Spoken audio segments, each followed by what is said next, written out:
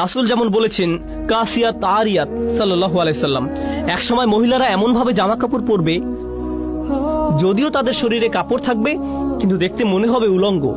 জামা কাপড় এমন টাইট হবে মনে হবে যেন শরীরের উপর রং করা হয়েছে, কোনো কিছু সে পরিধান করেনি।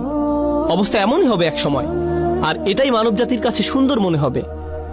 কিন্তু পক্ষান্তরে প্রসঙ্গত এটা শয়তানের ফাঁদ। মানব জাতির চূড়ান্ত ব্যর্থতা হবে তখন যখন নির্লজ্জতাকে সুন্দর মনে হবে, উদযাপন করা হবে। প্রসঙ্গত তারা কি করে?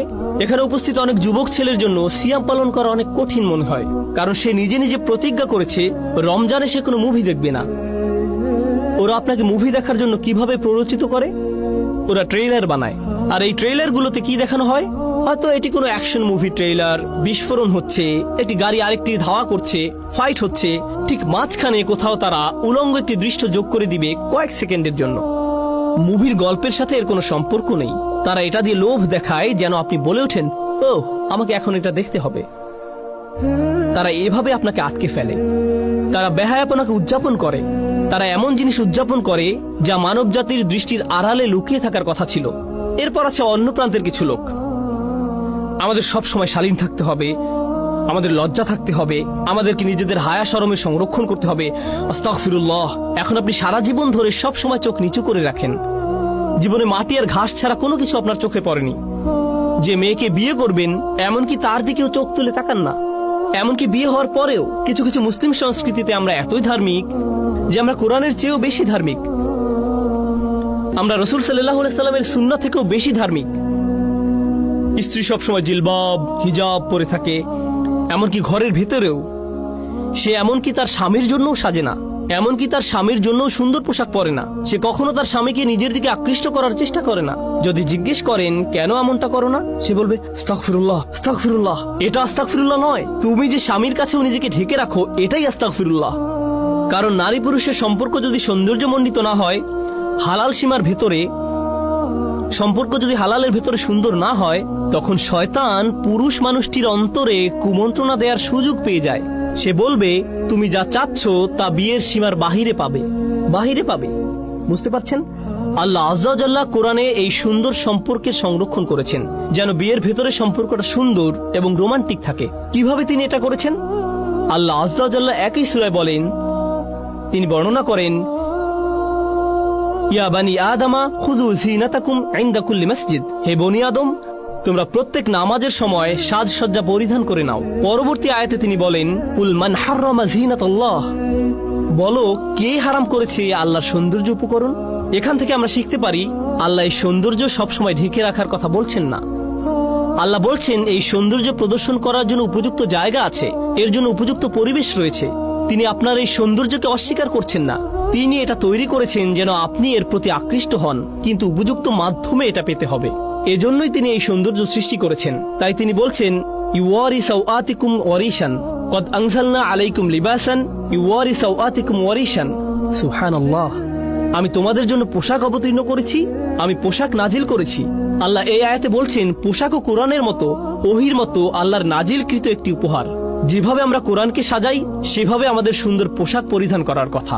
শালীন কিন্তু সুন্দর পোশাক, যেন এটি আমাদের কদর্যতাকে ঢেকে রাখে। এরপর তিনি বলছেন ওয়ারিশান, পোশাক দিয়েছি তোমাদের শোভা বর্ধনের জন্য। প্রসঙ্গত আরবিতে রিশা এর শাব্দিক অর্থ হলো পাখির পালক, পাখির পালক। ক্বাবলা রামি ইউরাশুস সাহাম, তীর নিক্ষেপ করার আগে তীরের মধ্যে পালক লাগিয়ে নাও। তো পালকের ব্যাপারটা হলো আগের দিনে মেয়েরা তাদের জামায় পালক লাগিয়ে সাজতো। এখানে মূল ব্যাপারটা হলো সৌন্দর্যমণ্ডিত করা, শোভাবর্ধন। আল্লাহ আযজা ওয়া জাল্লা আসলে আমাদের গভীর প্রজ্ঞাপূর্ণ একটি ভারসাম্য দান করেছেন। আমাদের আজকের বিশ্ব, মার্কিন যুক্তরাষ্ট্র সহ আধুনিক বিশ্ব এবং মুসলিম বিশ্বের অধিকাংশ অঞ্চল যা ভ্রান্ত উপায়ে আধুনিক হচ্ছে, এগুলোর দিকে তাকালে আপনি কি দেখতে পান? আপনি দেখতে পান সুন্দর সুন্দর রাস্তাঘাট, আধুনিক সব দালান কোঠা, সরকার ব্যবস্থা, টেকনোলজি, ভালো ভালো কত কিছু ঘটছে। কিন্তু একটি ক্ষেত্রে মানবতা তার স্বকীয়তা হারিয়ে ফেলছে, আর তা হলো আমরা নির্লজ্জতা এবং বেহায়াপনা উদযাপন করছি। কিশোর ছেলেমেয়েরা বড়দের চেয়েও বেশি নোংরা শব্দ জানে। তারা স্কুলে পরস্পরের কাছ থেকে শিখছে। মোবাইল ডিভাইসের মাধ্যমে এমন সব জিনিসের দ্বার আপনার নিকট উন্মোচিত হচ্ছে যা আপনার আত্মাকে একেবারে ধ্বংস করে ছাড়বে। প্রতি মুহূর্ত, সব সময় এসব ছবি দ্বারা আক্রান্ত হচ্ছেন প্রতিনিয়ত, এসব শব্দ দ্বারা, এসব মেসেজ দ্বারা। একদিকে আমাদের নিজেদের রক্ষা করতে হবে। যে সৌন্দর্য আল্লাহ আমাদের ভেতর দান করেছেন, সারা জীবনের জন্য তা ঢেকে রাখা সম্ভব নয়, এবং আশা করা যায় যে এটা আমাদের উপর কোনো প্রভাব ফেলবে না।